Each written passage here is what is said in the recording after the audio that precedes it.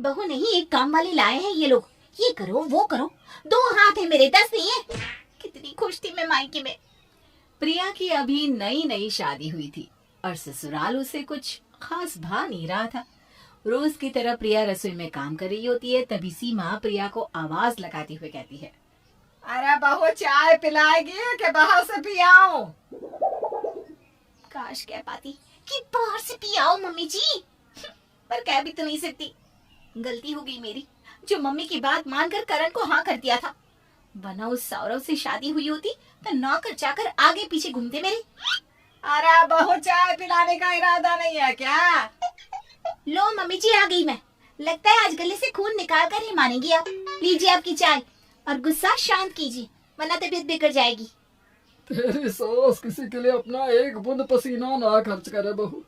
ऐसे चिल्लाने से इसे तो ताकत मिलती है, इससे कुछ नहीं होगा, हम जरूर बहरे हो जाएंगे। अरे चुप करो जी, पहले तो तुम्हें यही बोली मीठी कोयल की कोक लगती थी और आज इसी आवाज से बहरे हो रहे हो तुम। मैं ही काम आऊंगी और कोई काम नहीं आएगा, समझे? पापा जी तो मजाक कर रहे थे मम्मी जी, है ना पापा जी? देख मेरी बहू कितनी समझदार है, ये समझ गई पर तू नहीं समझी। तभी अपने कमरे से चेहरे पर फेस मास्क लगाए पायल वहां आती है। ये अच्छा किया पायल बेटी, चेहरे की जितनी केयर करेगी उतना ही अच्छा है। कल तुझे लड़के वाले देखने आ रहे हैं, चेहरा जितना खिला खिला दिखे उतना अच्छा। हाश जान छूटे, जल्द से जल्द पायल की शादी हो जाए और मेरा काम कम हो। कुछ देर बाद पायल अपना फेस मास्क उतार कर आती है। उसे देखकर सीमा चीख पड़ती है, अरे ये चेहरे का क्या किया तूने पायल? पूरा चेहरा जल गया है तेरा। लड़के वाले तुझे ऐसा देखेंगे तो ना कर देंगे। अरे बहू देख ना। रसोई से भागती हुई प्रिया वहां आती है और पायल का चेहरा देखकर घबरा जाती है। ये क्या हो गया? ऐसे तो रिश्ता कट जाएगा दीदी। हे भगवान, मैं अभी चंदन का पेस्ट लगाकर पायल दीदी के चेहरे पर लगाती हूँ। टेंशन मत लीजिए, ये ना वो फेस पे की एलर्जी होगी। मम्मी जी सब ठीक हो जाएगा। प्रिया रसोई में जाकर अपनी माँ को फोन मिलाती है। क्या हुआ बेटा, सब ठीक तो है? खाक ठीक है मम्मी, ये अच्छी बहू बनने का ड्रामा मुझसे और नहीं होता। तुमने तो कहा था ना कि ननद का क्या है बेटा, 1 महीने में अपने घर चली जाएगी। अरे पूरे 6 महीने होने को आए शादी को और ये तो मेरी छाती पर मूंग तल रही है। कभी पायल के लिए ये करो, कभी वो करो। अपना सारा मेकअप इसे देकर रखा है ताकि ये सुंदर दिखे और इसकी शादी हो, पर ये बेवकूफ अपना चेहरा जलाकर बैठ गई है। वो चंदन का पेस्ट कैसे बनाते हैं, बताना जल्दी। हाय मेरी फूल सी बच्ची, कितना काम करती है। ये तेरे पापा की बात सुनकर ना मैंने गलती कर दी। उन्होंने कहा था इकलौता बेटा है, बेटी की भी शादी की बात चल रही है, प्रिया बड़े चैन से रहेगी। इससे अच्छा तो वो सौरव था। तेरे पापा ना किसी काम के नहीं। चल तू लेप बनाने की रेसिपी लिख और इस बार अपनी ननद की शादी करवा ही देना। हाँ मम्मी, ऐसा मिश्रण बताओ कि दुनिया की सबसे सुंदर लड़की पायल ही लगे। तभी वहां सीमा आ जाती है और प्रिया के सर पर हाथ फेरते हुए कहती है, कितना प्यार करती है तू पायल से, भगवान सबको तुझ जैसी भाभी दे। प्रिया के लिप से पायल का चेहरा ठीक हो जाता है। अगली सुबह 4 बजे उठकर ही प्रिया खाना बनाने की तैयारी में लग जाती है। अरे भोला भैया, पर्दों को चेंज कर दीजिए और सोफा कवर भी, कुछ भी पुराना नहीं लगना चाहिए। हाँ भाभी। प्रिया की आवाज सुनकर सभी जाग जाते हैं। ये सुबह सुबह तुमने बोला भैया को क्यों बुला लिया? आज मेरे इकलौती ननद को लड़के वाले देखने आ रहे हैं, कोई कमी नहीं होनी चाहिए। हेल्पर चाहिए था तो भोला भैया को बुला लिया और आज भोला भैया मेरा रसोई में हाथ बटाएंगी। दुकान तुम्हें आज अकेले ही संभालनी पड़ेगी।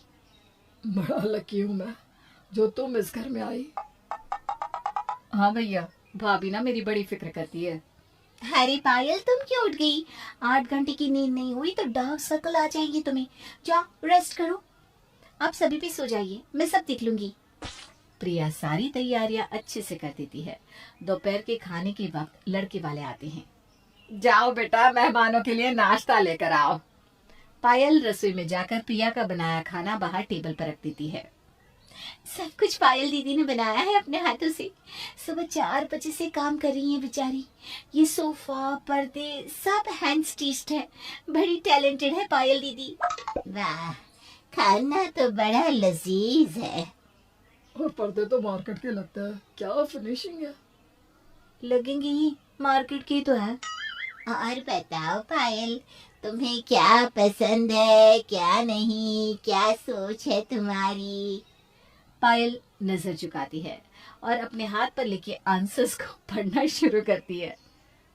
मुझे वो हर चीज पसंद है जो मेरे मायके वालों को पसंद है, और जो इन्हें ना पसंद हो वो मुझे नहीं पसंद। और शादी के बाद मेरी पसंद वही होगी जो मेरे ससुराल वालों की पसंद होगी। वाह, क्या संस्कार है। पायल के जवाब सुनकर सीमा हक्की बक्की रह जाती है और फुसफुसाते हुए रमेश से कहती है, ये इसे इतना अच्छा बोलना कहाँ से आ गया? अरे भाग्यवान, सारे सवालों के जवाब प्रिया ने उसकी हथेली पर पहले ही लिख दिए थे। तुम्हारी बेटी ने बस उसे देखा और चप्पर चप्पर बोल दिया।